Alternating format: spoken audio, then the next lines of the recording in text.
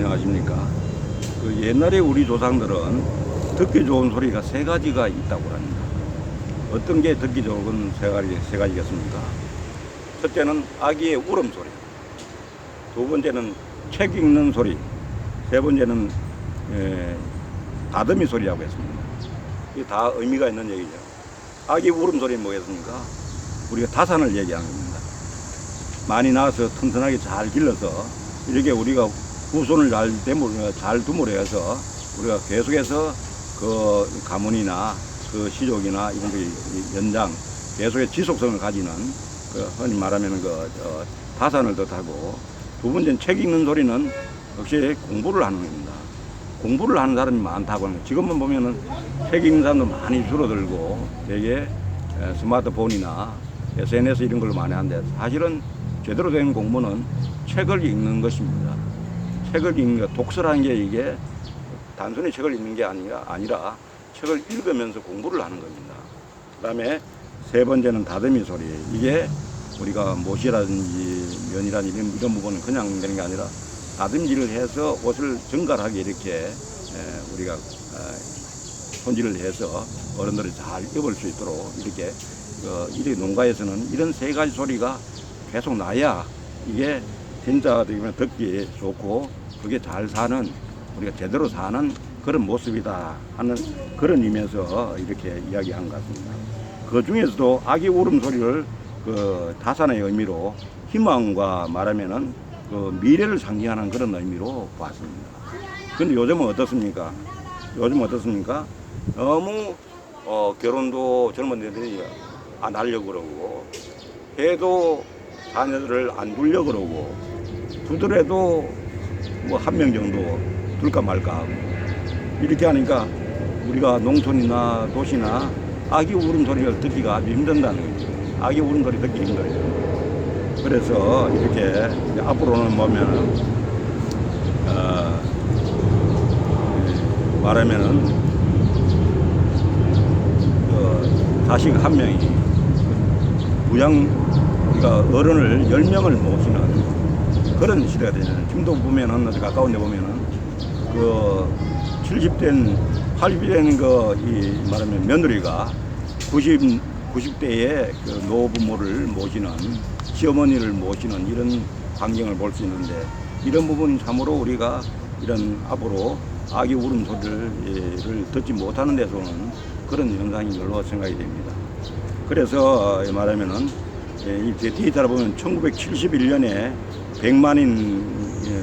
100만의 애를 낳았는데 올해는 20만 후반이 예상된다. 그러면 이게 자꾸 줄어들고 말하면은 또 사망률도 앞으로 자꾸 노인이 되니까 노인의 사망률도 올라가고 이러면은 인구가 절벽이 되는 거죠.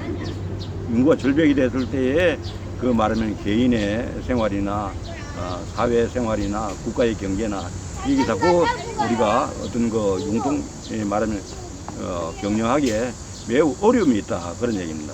우리가 기본적으로 일정한 어떤 사람의 수가 어느 정도, 인구 수가 상당 부분은 경제에 미치는, 사회 전반에 미치는 그런 긍정적인 효과가 있는데, 이 부분이 이렇게 자꾸 줄어들다 보면은 참으로 여러 가지 어려움이 예상된다. 그래서 보면 여기에 인구가 줄어든 한국 사회는 4차 산업혁명 등의 이런 변화에 대응하기 위해서 어려워질 수 있다, 이런 얘기를 하고 있습니다. 특히 말하면은 이런 어떤 변화 시대 때, 그럴 때 인구가 많고 적고 하는 것이 상당히 영향을 주는데, 우리가 이렇게 인구가 급격하게 절벽이 이루어지면서 4차 산업혁명 시대로 넘어가는 과정에서 이게 상당히 거기에 말하면은 인구 때문에 오는 어려움이 많이 있을 거라는 그런 생각을 해봅니다. 그래서 이철희 서울대 경제학부 교수는 25일 보건사회연구원 인구포럼에서 인구가 너무 빠른 속도로 줄면은 국가 제도, 기업 설비, 그다음에는 등의 일정 수준의 인구 구조를 염두에 두고 만든 시스템이 대응하는데 어려움을 겪는다고 얘기했고, 젊은이 감소는 산업 패러다임이 바뀔 때에 이에 대한 효율적 대응을 어렵게 한다. 뭐 이렇게 학문적으로 이거 지적을 하고 있습니다. 여기에 대해서 또 한편으로는 출생의 전체인 혼인 건수가 줄어드는 것을 지적하는 목소리도 나오는데, 인구 절벽의 근본 원인은 결혼을 기피하는 세대에게 있다 하는 것이다, 이렇게 합니다.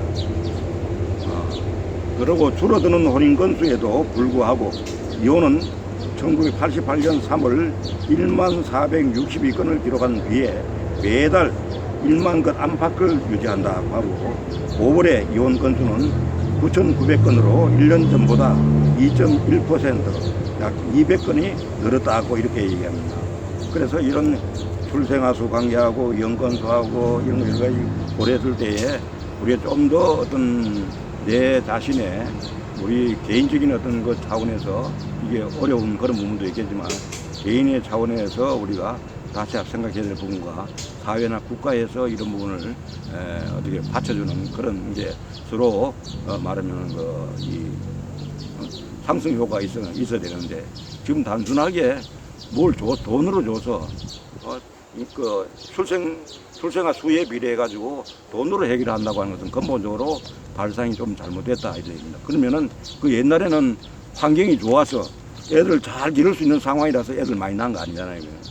그러니까 지금같이 이게 보면 어떻게 보면 개인주의, 너무 개인의 독단적으로 생각하는 그런 부분인데, 이런 부분들을 사회가 잘 받아들이고, 또한 시대에 맞게 옛날에는 중무장대 산업이라 해서 중공업이 굉장히 발달했습니다. 지금 그런 중공업이 앞으로 잘 되겠습니까?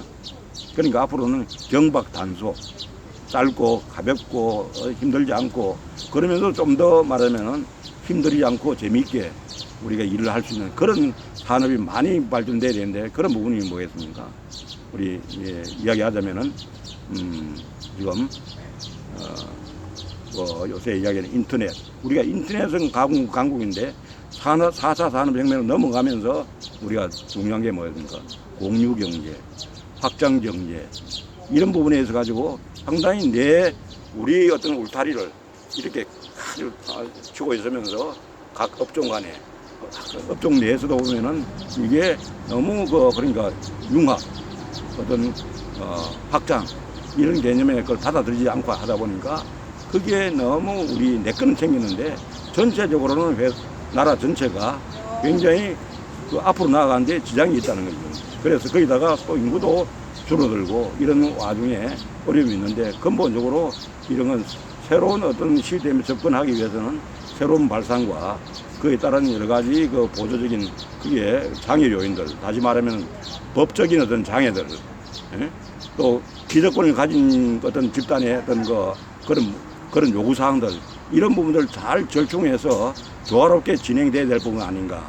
예를 들 같으면은 우리가 의료시설을 이용하는 경우도 보면은 이 가정에 있는 그런 나이 많은 환자들, 이런 사람들은 그 간병제도라는 걸 이거 잘 활용하면 되고, 또 말하면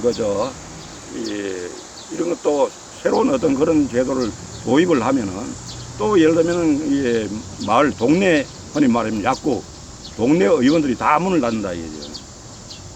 그런 것들을 어느 선에서 우리가 조정할 것인가, 이런 부분들, 이런 것들이 각 처에 각 분야마다 다 있습니다. 그럴 때 보면 우리나라는 새로운 어떤 분야로 진출하려고 할 때에 장애 요소가 너무 크게 작용하는 거죠. 그러다 보니까 실제로 우리나라가 지금 퇴치 이런 것도 그렇고, 병원 운영하는 것도 그렇고, 여러 가지 사회 어떤 자원을 활용하는데도 상당히 제약을 받는데, 이런 걸 우리가 이제 IT 강국에서 나아간 데 있어 가지고는 오히려 지금 다른 중국이나 혹은 일본이나 이런 나라에 뒤질 가능성이 상당히 있는 거죠. 이런 부분들 우리가 아기 울음소리가 사라진다 하는 이런 걸로 출발해서 한번 같이 생각해 보았습니다. 감사합니다.